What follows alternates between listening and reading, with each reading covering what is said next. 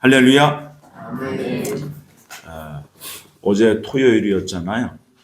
이제 낮에 우리 교회 청소년들과 함께 등산을 갔다 왔습니다. 또 예배도 같이 했죠. 아이들을 이제 다 귀가시키고 그리고 혼자 남았어요. 그때 갑자기 제 마음에 우울감이 찾아옵니다. 이 우울감을 어떻게 처리해야 될까? 결국은 하나님 앞에서 이 우울감을 정리하고 끊어내고 제거해야 됩니다. 그래서 하나님 앞에 엎드려야 되겠다. 그리고 나서 저녁에 성전을 찾고 4시간 동안 찬양하고 기도만 했어요. 하나님께서 그 마음까지도 허락하셨음을 알았습니다. 어제 대한민국은 그 광화문에서 그 방탄소년단이 그렇게 막 전 세계에 이 팬들이 모여서 그 자리에서 세상을 그리고 사람들의 그 마음의 정욕을 위로하고 달래주고 만족시키는 그러한 노래를 불렀어요. 결국은 여러분 누누이 말씀드리지만 방탄소년단은 그들이 10여 년 전에 자신들의 영혼을 사탄에게 팔고 그리고 나서 세상의 부와 명예를 다 거머쥐었습니다. 그 이후에 우리나라 K-팝 많은 블랙핑크나 그 이외에도 지금 화사, 이찬혁 이런 가수들이 전부 다 사탄에게 영혼을 판 사람들이에요. 그런 사람들이 전 세계에서 인기를 누려가며 그들의 노래를 우리 어린 세대들, 젊은 세대들이 듣고 열광을 합니다. 그래서 결국 4시간 동안 찬양하고 기도하면서 하나님의 마음이 부어졌어요. 하나님이 너무나도 아파하시는 거예요. 그것도 그리스도인들이라고 하면서 하나님을 믿는다고 하면서 하나님이 선택하신 그 구원받은 사람들이요. 그 세상에 푹 빠져 있는 거예요. 여러분 성경은 분명히 말씀하고 계십니다. 하나님께서는 영혼들을 구하는 그 기간을 성경에 정해 놓으셨어요. 그래서 전 세계가 지금 아우성입니다. 이라는 전쟁이 터졌어요. 그러면서 우리는 저 전쟁은 나와 우리나라와 무관해 라고 생각하는 거예요. 아니요. 하나님께서는 그 사인을 보여주고 계시는 거예요. 이제는 구원의 기간이 끝나간다. 그런데 여러분 이 기간에 들어가면서 사람들의 심령이 어떻게 되어지냐면 여러분 하나님을 찾지 않습니다. 하나님께 구원을 받은 사람들조차도 하나님과 마음이 멀어지는 기간이에요. 그러니까 우리의 마음의 형편은 늘 어두워요. 조그마한 환경 상황이 닥치면 우리가 쉽게 낭망하고 우울감에 빠지고 화가 나고 혈기가 올라옵니다. 왜 그래요? 구원받았음에도 불구하고 하나님과의 관계가 멀어져 있기 때문에 그래요. 그래서 여러분 평소에 루틴이 굉장히 중요합니다. 경건한 루틴을 나는 갖고 있느냐 과연. 늘 하나님의 말씀을 가까이 대하고 늘 주님을 찾고 주님의 이름으로 나를 돌아보고 그렇게 기도하는 삶을 살고 있느냐. 어제 새벽 2시까지 그렇게 하나님 앞에 엎드려 있다가 또 잠을 자야 또 오늘 또 주의를 지키니까 잠을 자면서도 예수님을 놓치지 않으려고 꿈속에조차도 예수님을 부르며 여러분 왜 그래요? 제 마음에 주님이 주신 것은 위기의 때라는 거예요. 위기. 근데 이 위기가 오히려 여러분들에게 어떤 분들에게는 위기가 아니라 평안하다. 나는 안전하다. 이렇게 받아들이는 사람들이 있다는 거예요. 근데 이 시기에 왠지 모를 어려움이 닥친다. 여러분 그 모든 것이 하나님 기회 주시는 거예요. 돌이키자, 회복하자, 다시 일어서자. 회개하고 돌아와라. 주님이 계속 주시는 사인이에요. 그럼에도 불구하고 나는 괜찮아 라고 하는 분은 여러분 다시 점검하셔야 돼요. 그래서 여러분, 결국엔 우리의 생활 속의 습관이에요. 습관. 나의 습관이 어떠하느냐. 지난주에도 말씀드렸듯이 어떤 사람들에게는 입술에 원망불평이 많다는 거예요. 여러분, 원망불평이 평소에 많다는 것은 여러분, 구원은 받았어도 하나님 나라에 들어가기 싫다는 표현이에요. 하나님은 그렇게 받아들이십니다. 그것이 바로 성경에 기록되어 있어요. 이 모든 것이요, 여러분, 교회가 영적인 기능을 하지 못해서 그래요. 결국은 신학을 배우고 신학을 해서 그 올바른 진리를 전해야 될 신학자, 목회자들이 자유주의 신학에 빠졌어요. 결국은 하나님의 말씀을 말씀 그대로 순수하게 받는 것이 아니라 내 이성에 맞지 아니하면 말씀을 제해버려. 그리고 사람들의 눈치를 봐요. 하나님의 눈치를 보는 것이 아니라 사람의 눈치를 봅니다. 하나님을 두려워하는 것이 아니라 사람들을 두려워해요. 사람들의 이목을 두려워하는 거예요. 여러분, 이것은 하나님의 종이 아니에요. 사람의 종이 아닙니다. 여러분, 이 시대에 이러한 잘못된 방향을 가지고 있는 잘못된 그러한 사상을 가진 주의 종들, 자칭 주의 종들이라고 하는 사람들이 너무 많아진 세대입니다. 그러다 보니까 교회가 영적인 기능을 못하고 있는 거죠. 그래서 여러분, 우리가 보수적인 신앙을 가져야 돼요. 보수 신앙이 뭐냐? 여러분, 성경은 무오하다는 거예요. 성경은 하나님 말씀이며 하나님 말씀은 완전하신 성경으로 우리에게 오셨습니다. 이것을 인정하고 하나님 말씀을 대하는 여러분, 그 회복이 있어야 돼요. 결국은 여러분, 말씀으로 돌아가야 돼요. 순수한 진리의 말씀이 내 안에 새겨지고 그 말씀을 여러분 죽기까지 따르고 순복하는 열정과 열심을 내셔야 됩니다. 결국은 여러분, 하나님 말씀인 그 성경에 대한 그 신뢰는 우리 그리스도인들의 그 삶과 신앙의 원천이며 기초가 되는 거예요. 말씀을 떠나서는요, 여러분, 어디에서도 우리는 위로를 못 받고 소망을 얻을 수가 없습니다. 그래서 오늘 본문 말씀을 통해서 반드시 이루시는 하나님 말씀의 능력이라는 제목으로 함께 나누기를 원합니다. 여러분, 성경에 기록된 문자는 그냥 문자가 아니라 하나님의 말씀으로 받게 될 때 여러분 능력이 생깁니다. 그래서 바울은 데살로니가 교회 성도들이 복음을 받고 신앙의 여정에 실패하지 않고 이어갈 수 있었던 이유에 대해서 그들이 바울이 전한 것을 사람의 말로 듣지 아니하고 하나님의 음성, 하나님의 말씀으로 받았다는 거예요. 그래서 그들이 신실한 그리스도인이다 라고 그렇게 바울은 말합니다.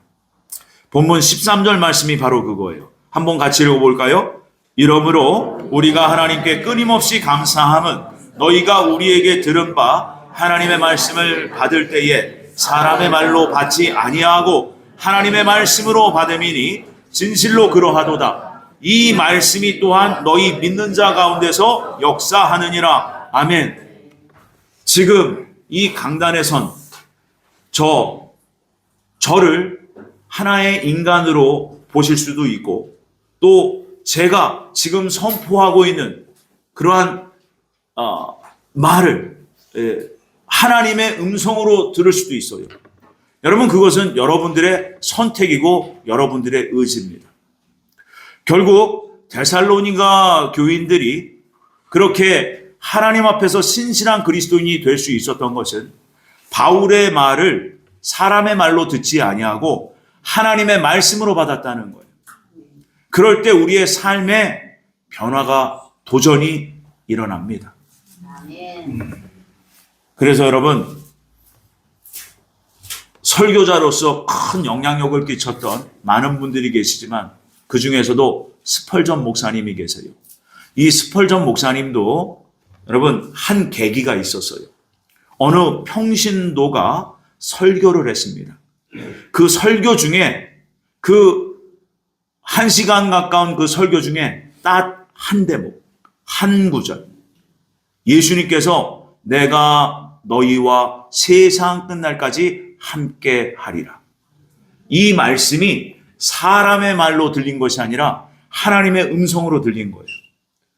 이때 스펄전 목사님은 인생이 변화가 옵니다. 인생이 뒤바뀝니다. 하나님이 나와 세상 끝날까지, 내가 이 땅에서 내 코의 호흡이 멈추는 그 시간까지 하나님이 나와 함께 하신다는 것을 약속하셨구나. 그 믿음을 매일매일 되새김질했다는 거예요. 그 음성을 매일매일 마음에 담아두고 사셨다는 거예요. 그래서 그렇게 훌륭한 설교자가 될 수 있었습니다. 또 4세기 로마의 위대한 신학자 어거스틴도, 여러분, 그분은 사이비 만이교에 빠졌었고요. 철학과 수사학, 웅변에 뛰어났습니다. 그래서 많은 지식을 갖고 있었어요. 거기에다가 당시의 성경의 대가 암브로시우스라는 그 분을 스승으로 모시고 많은 성경의 지식도 쌓았어요. 그런데 그 많은 시간 속에서 이 어거스틴이 변화된 것이 아닙니다. 그런데 되게 쉽고 우습게 이분은 삶이 변화를 받아요. 한 번은 이분이 아이들이 노는 놀이터에 벤치에 앉아 있었습니다. 그때 아이들이 같이 뛰어놀면서 이런 노래를 부릅니다. 취하여 읽으라, 취하여 읽으라. 이런 노래 소리를 들어요. 그때 옆에 있던 성경을 펴니다. 그 성경이 바로 로마서 13장 13절 14절 말씀이에요. 이 말씀이 이런 거예요. 육신의 정욕을 만족시키려 하지 말고 주 예수로 옷을 입어라. 여기서 옷은 행실이에요. 행실. 너의 행실을 바꿔라. 이렇게 청천벽력과 같은 하나님의 음성으로 듣게 된 겁니다. 이때 어거스틴은 회심을 하고 그 유명한 참회록, 고백록을 기록하게 됩니다. 여러분, 이렇듯 우리가 지나가는 소리 하나하나도 여러분 그냥 스쳐 지나가지 아니하고 귀담아 들을 때 여러분 하나님의 음성이 그 가운데서 들리게 되어 있습니다. 여러분, 하나님께서는 말씀으로 온 우주 만물을 창조하셨어요.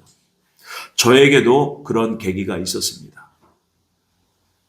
20대 초반에 예수님을 인격적으로 만났으나 그때 그 주님께서 한마디 하신 말씀, 보라 내가 속히 오리라. 그 말씀이 저의 평생에 저를 이끄는 말씀이 되었습니다. 또한 주님께서 나의 신앙이 많이 바닥을 치고 있고 세상으로 많이 빠져 있었을 때 주님이 또 한 말씀을 주셨어요. 태초에 하나님께서 천지를 창조하셨느니라. 여러분, 그 말씀, 성경에 있는 말씀이에요. 늘 우리가 봐왔던 말씀이에요.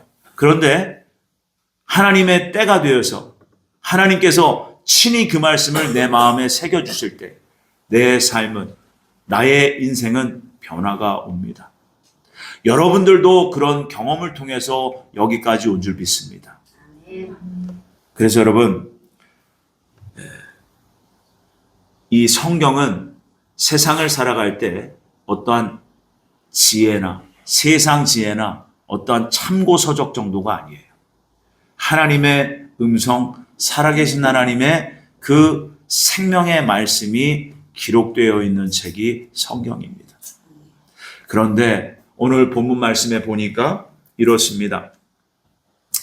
믿는 자에게는 반드시 뭐가 와요? 고난이 와요. 여러분, 이 고난이 두 종류가 있습니다. 나의 욕심에 이끌려 내가 스스로 빠진 고생이 있어요.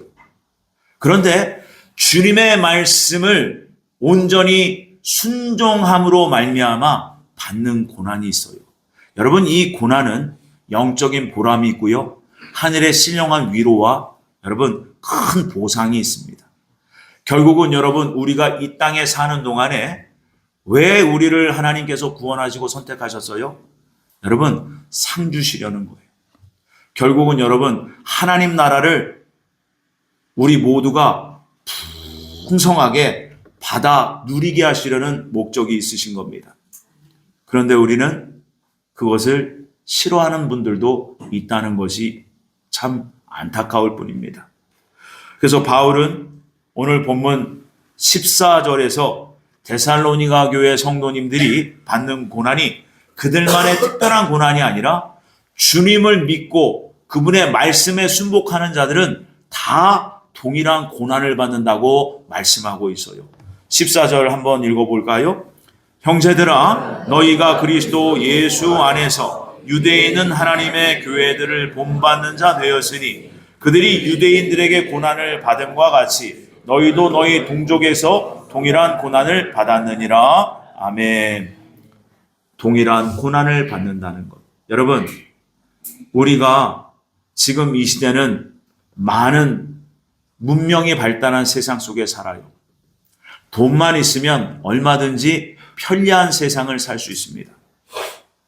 그런데 그 편리한 세상을 조금은 내려놓고 오직 먼저 하나님 나라를 준비하기 위해서 그 말씀을 듣고 그 말씀에 따르는 그런 자들, 그런 분들에게 여러분 마지막 때 기회가 있는 거예요.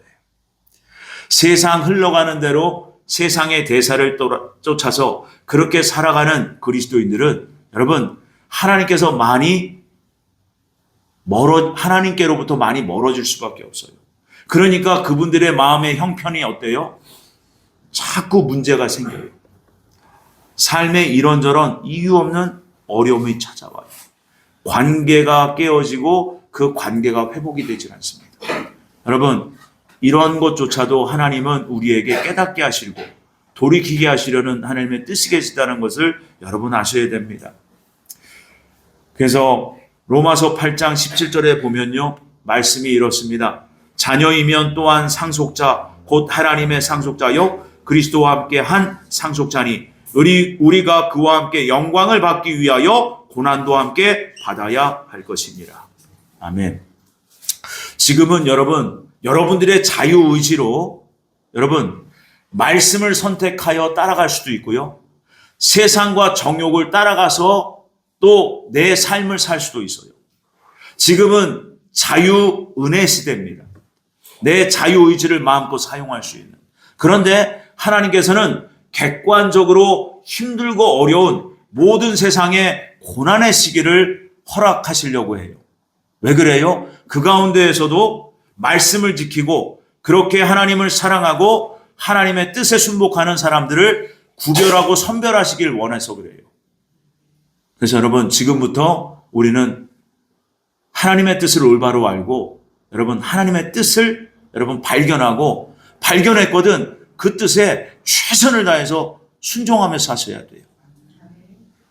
어떤 분들은 하는 일마다 안 되는 분들도 있을 수 있습니다. 그런데 여러분 낭망하지 마세요. 상황을 환경을 탓하지 마세요. 그 또한 하나님이 아시고 하나님이 허락하셨습니다.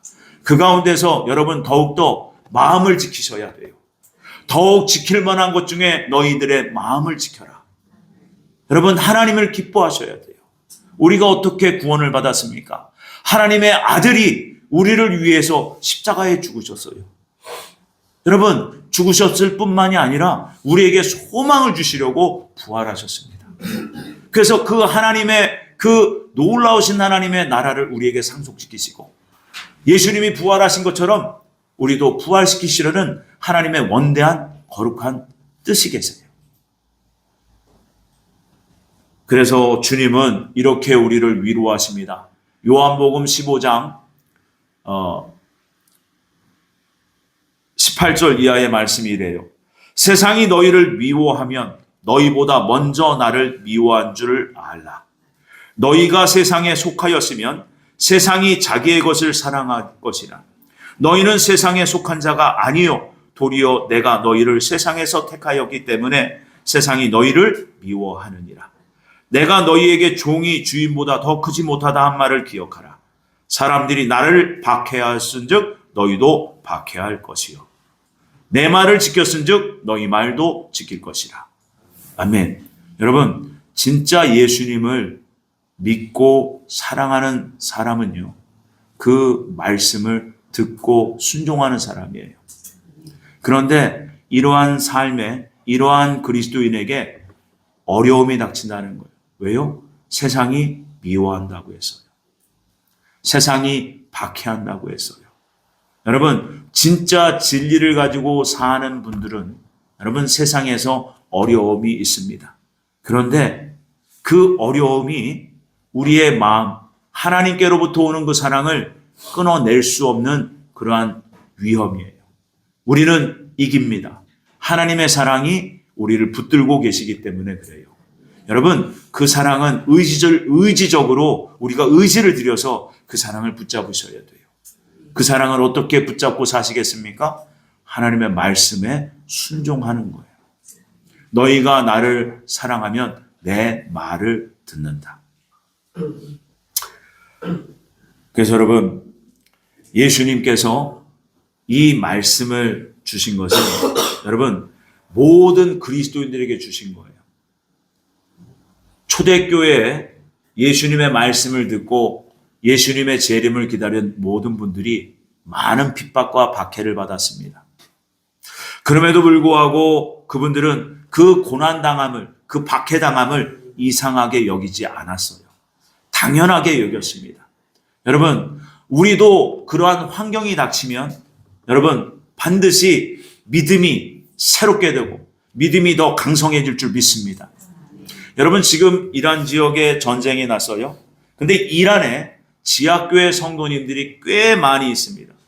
그곳에 지금 소식은 이래요. 이란의 지하교회 성도님들은 그 어느 때보다도 영적으로 강합니다. 영적인 부흥이 일어났어요. 왜 그래요? 그 비참한 전쟁의 그 환란 속에서 더욱더 믿음이 새로워지는 거예요. 그 환란 속에서 더욱더 주님이 위로하시고 주님이 붙들어 주시는 거예요. 여러분, 진짜 성도들이 빚어지는 거예요. 만들어지는 거지.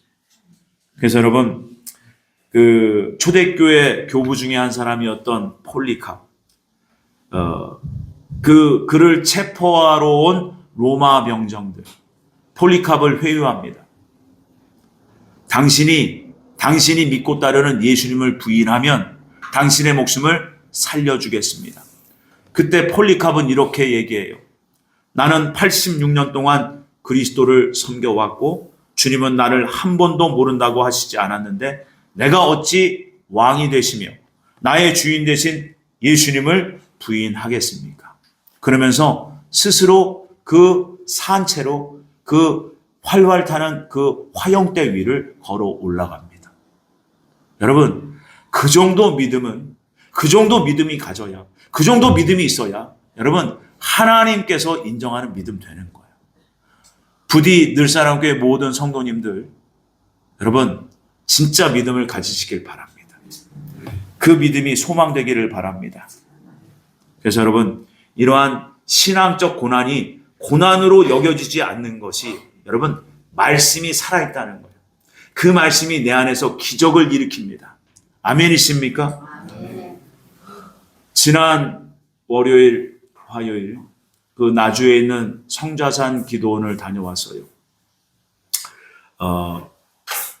말씀을 전하고 은혜를 끼치러 간 제가 오히려 거기서 은혜를 잔뜩 받고 왔습니다. 제 신앙에 도전을 받았어요. 그 성자산 기도원은 30여 년 전에 한 분에 의해서 세워집니다. 전남 신안군 장산도에서 태어난 그 최양자 권사님. 이분은 7남매 어머니고 예수님 믿는 것을 가장 큰 복으로 여겼어요. 오직 이분에게는 두 가지, 성경에서도 두 가지, 팔복과 십계명을 늘 매일매일 묵상하며 사셨답니다. 그래서 오직 예수님만 닮기를 소망하면서 그 예수님의 사랑에 못 이겨서 이분은 그 자신의 고향을 떠나요. 그 떠난 계기가 주님이 한 말씀하십니다. 너는 내 일을 해라. 그러면서 주님이 딱 두 가지 말씀을 주셨어요. 마태복음 10장 8절의 말씀. 너희가 거저 받았으니 거저 주라. 또 예수님이 제자들에게 하신 말씀, 서로 사랑하라. 요 두 가지 말씀을 평생에 실천하면서 하셨어요. 그래서 1988년에 가을 어느 날 이분은 단돈 10,000원 그리고 옷 2벌 가지고 자신의 그 고향을 떠납니다. 그리고서는 나주에 터를 잡고 하나님 말씀에 오직 순종, 오직 기도로 살면서 그 주님께서 그 말씀 한마디에 그렇게 순종하기를 원하고 순복하는 그 최양자 권사님에게 많은 은사를 베푸십니다. 치유의 은사도 베푸시고요. 예언의 은사를 베푸시고 또 귀신 축사 사역도 하게 하시고 그리고 그 은사를 하면서 많은 헌금이 거칩니다. 그런데 그렇게 많이 들어온 그 물질을 자기를 위해서는 거의 사용하지 않아요. 자기 7남매 자식을 위해서 사용하지 않습니다. 그래서 자녀들이 그 어머니를 오해합니다.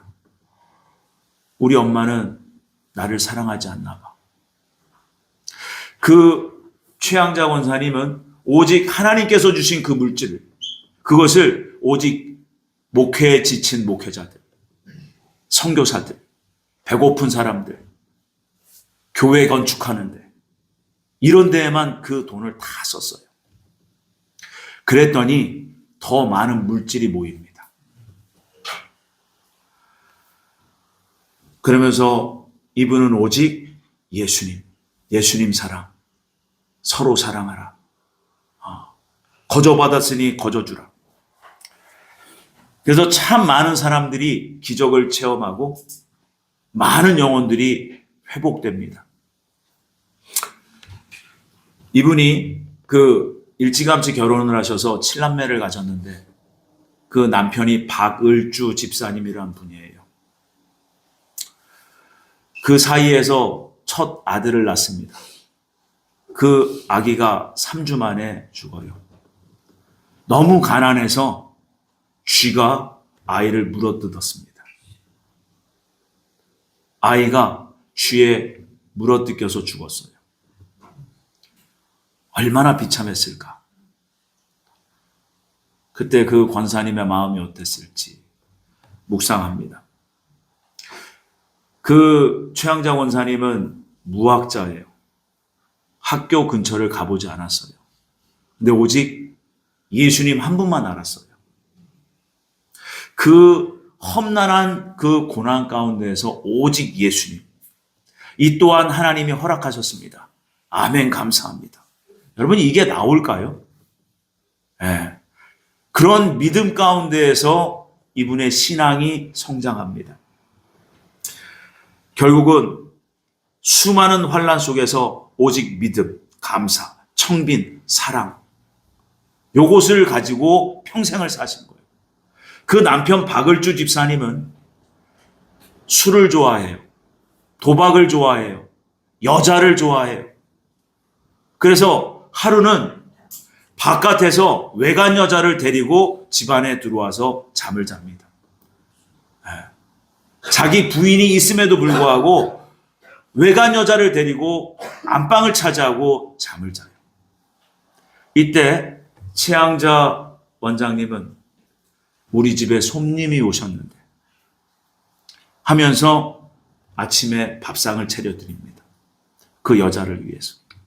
그리고 그가 신고 온 그 구두를 깨끗이 닦아서 가지런히 놔줘요. 그 여자분이 감동을 받아요. 내가 진짜 천사를 보았습니다. 여러분, 결국은 이 땅에서 얼마만큼 주님처럼 살았느냐예요. 주님이, 곧 우리 하나님이 우리에게 어떠한 사랑을 주셨습니까? 용서와 사랑, 긍휼이에요. 우리를 불쌍히 여기셔서 하나님이 육신을 입고 이 땅에 오신 겁니다. 결국 여러분, 얼마만큼 우리가 살면서 남을 용서하고 사랑하며 삽니까? 결국 대부분 우리의 삶은 내 중심이에요. 내 감정, 아집적인 나, 내 감정이 못마땅하면 다 밉고 다 남을 탓하고 상황을 탓하는 우리의 문제. 여러분, 이렇게 해서는 성화되기가 어려워요. 성결한 삶 살기도 힘듭니다. 결국은 여러분, 우리의 삶의 내용은 용서와 사랑이 돼야 돼요. 바로 긍휼입니다. 그래서 긍휼히 여기는 자는 긍휼함을 얻을 것이요. 주님의 말씀이에요. 바로 긍휼은 공감입니다. 공감 능력이에요. 하나님이 우리 피조물된 우리 인간들, 죄 때문에 영원히 멸망할 수밖에 없는 우리를 불쌍히 여기셔서 인간으로 오신 것은 엄청난 공감의 그 행위입니다. 하나님이 우리를 공감하신 거예요. 그래서 여러분, 우리의 심판의 메시지도요, 그 심판대 앞에 가실 겁니다. 그러면 예수님 이걸 물으실 거예요. 너는 세상에서 얼마만큼 11조 했냐? 교회를 위해서 얼마나 헌신했냐? 전도 얼마나? 이거 아니에요. 너는 얼마만큼 용서하고 사랑했냐? 너는 얼마만큼 사랑하고 왔느냐? 여러분, 그 사랑이 결국은 천국에서 상급이 됩니다. 네. 이 땅에서 사랑을 행한 만큼이에요. 그 사랑이 온전히 이루어지기 위해서는 여러분, 용서가 반드시 선행돼야 된다는 거예요. 그래서 결국은 우리의 그 구원받은 성도들의 삶의 모든 삶의 그 내용, 용서와 사랑, 결국은 하나님과의 관계를 어떻게 맺을 것이며 내 이웃과 관계를 어떻게 맺으며 살 것이냐. 이게 관건이에요. 이게. 결국 이것을 일찌감치 깨달은 거예요. 최양자 원장님이. 그래서 결국 그 남편을 그 사랑으로, 그 사랑의 섬김으로 감화 감동시켜서 결국은 구원시키고 14년도에 천국 보내십니다. 그리고 본인도 끝까지 서로 사랑하십시오. 오직 이거 하나. 이분의 그 설교는 서로 사랑하세요. 용서하세요. 여러분들 거저받은 겁니다. 거저주세요. 요게 핵심이셨어요. 여러분, 우리의 신앙의 삶의 내용, 우리의 신앙의 핵심도 여러분 용서와 사랑이 되기를 원하고 모든 것이 하나님께로부터 공급받았으니 여러분 어떤 상황과 환경을 여러분 내 결핍 때문에 불안해하지 말고 낭망하지 말고 여러분 좌절하지 말고 있는 것으로 자족하면서 하나님 감사합니다. 하나님 감사합니다. 그러면서 더 많이 베풀고 나눌 수 있는 넉넉한 저희들이 되기를 바랍니다. 결국 여러분 하나님의 말씀은 반드시 이루어집니다. 내가 하나님의 말씀을 어떻게 믿고 받았느냐에 따라서 그 말씀은 실제가 될 수도 있고 그냥 귀로 들었다가 또는 내 눈으로 보고 그냥 사라지는 그러한 문자도 될 수 있어요. 그러나 여러분 우리는 꼭 기억합시다.